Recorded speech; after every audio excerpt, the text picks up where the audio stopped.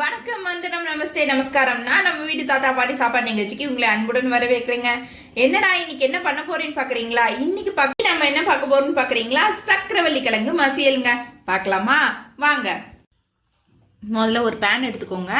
இதுல 5 ஸ்பூன் நல்லெண்ணெய் ஊற்றிருக்கேன். இது நல்லா எண்ணெய் காஞ்சதும் இப்போ நான் கடுகு போட்டுக்கோங்க. 1 ஸ்பூன் கடுகு போட்டுங்க. நல்லா கடுகு வெடிக்கட்டும்.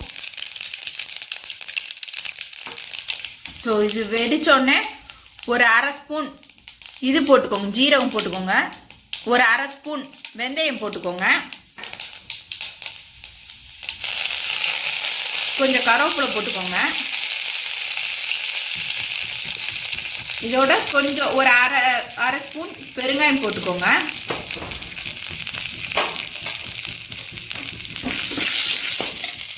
இது நல்லா கலரிட்டு இதில் ஒரு பெரிய இஞ்சி துண்டு நல்லா பொடி பொடியாக நறுக்கிருக்கேங்க. 10 பச்சை மிளகா போட்டிருக்கேன். இது நல்லா இதோட வதங்கட்டும்.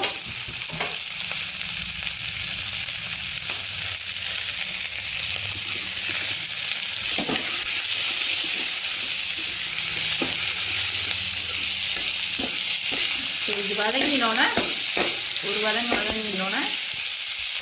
இப்போ நான் ஒரு 1/2 கிலோ சக்கரவள்ளி கிழங்க உதிர்த்து வச்சுருக்கேன். அதை இதில் போட்டுக்கோங்க.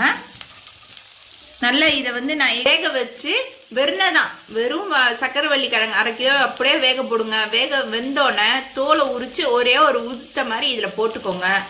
போட்டுட்டு ஒரு கலர் கலருங்க, எல்லாம் ஒன்று சேர்ற மாதிரி.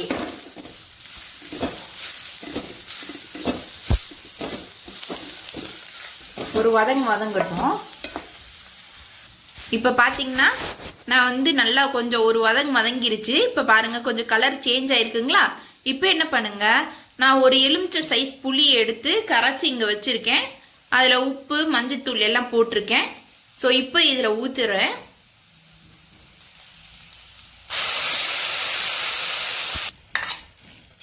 பார்த்தீங்கன்னா நம்ம புளி தண்ணியை ஊற்றியாச்சு. இந்த புளி நல்லா கொதிக்கணுங்க. பச்சை வாடை போகிற அளவு கொதிக்கணும். அப்போதான் உப்பு காரம் எல்லாமே புளிப்பு எல்லாம் ஒன்றா சேரும். இல்லாட்டா தனித்தனியாக இருக்கும். ஸோ இது நல்லா காயும் ஏற்கனவே வெந்த காயில் இதை போடும்போது நல்லா அது உள்ளே என்ஹான்ஸ் ஆகிக்கும், ஜூஸி படம் வரும். அப்போ தான் இது நல்லா இருக்கும். இப்போ பாருங்கள், நல்லா நம்மளோட இது வெந்து இதோட மிக்ஸ் ஆகி நல்லா கொதிச்சு வந்துருச்சு. புளியோட பச்சை வாசனைலாம் போயிடுச்சு. இப்போ என்ன பண்ணுறீங்கன்னா, நான் இன்னைக்கு ஒரு 3/4 டம்ளர் தோரப்பருப்பை எடுத்து வேக வச்சு எடுத்து வச்சிருக்கேங்க. ஸோ இதை நான் இதில் போட்டுற போகிறேன்.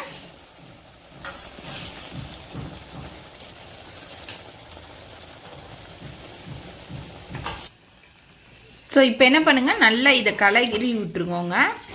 அடியில் பிடிக்காம இது நல்லா ஒன்று சேர்ற மாதிரி கலரி விட்டுக்கோங்க.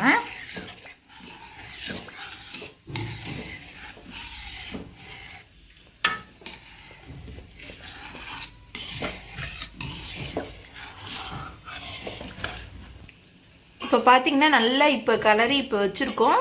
இது நல்லா கொதிக்கட்டும். கொதிச்சு வரணுங்க. இது பார்க்க இப்போதைக்கு நம்மளுக்கு தண்ணியாக இருக்க மாதிரி தெரியும்.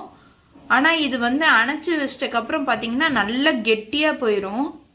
ஸோ இது கொஞ்சம் தண்ணியாக இருந்தால் தண்ணி பதத்தில் இருக்க மாதிரி, ரொம்ப தண்ணி இல்லை, தண்ணி பதத்தில் லைட்டாக அந்த பதத்தில் இருக்கும்போதே, இந்த மாதிரி பதத்தில் இருக்கும்போதே அணைச்சி போட்டுருங்க. கொதிக்கிட்ட ஒரு கொதி. இப்போ பாருங்க, நல்லா கொதிச்சு வருது. இப்போ இந்த டைம்ல என்ன பண்ணுங்க, அடுப்பை அணைச்சிருங்க. அணைச்சிட்டு இதுக்கு மேல கொஞ்சம் பொடி பொடியா அப்படியே கொத்தமல்லி வச்சிருக்கேன். இப்போ பாத்தீங்கன்னா அடுப்பை நல்லா கொதிச்சு வந்துருச்சு. அடுப்பை அணைச்சு கொத்தமல்லிய பொடி பொடியா இதுல மேல தூவி விட்டு அணைச்சிருங்க. அவ்வளவுதான். பாருங்க, நம்மளோட சக்கரவள்ளி கிழங்கு ரெடி ஆயிடுச்சுங்க. இது மாதிரி ஒரு செஞ்சு கொடுங்க.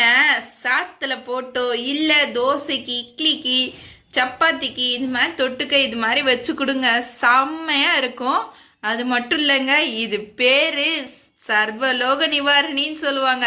அது மாதிரி நீங்க செஞ்சு கொடுத்து பாருங்க. செஞ்சு பார்க்கலாமா?